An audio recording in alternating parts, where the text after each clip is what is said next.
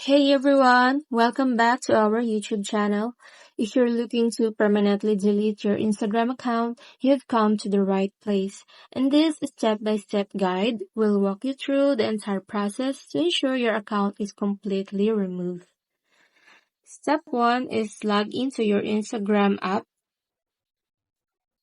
Once you're in the home page, just look in the bottom right corner and click it. Go to the Accounts Center, Personal Details. Click Account Ownership and Control, Deactivation or Deletion, and choose the Instagram account that you want to delete.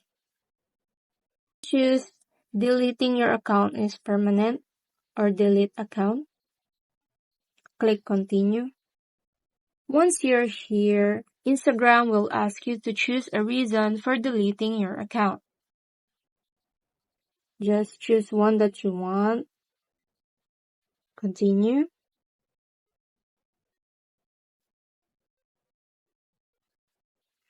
Type in your password and continue. Once you're here, you just need to confirm permanent account deletion. Once you click this delete account button, it will permanently remove. That's it. You've successfully deleted your Instagram account. If you ever want to return, you'll need to create a new account from scratch.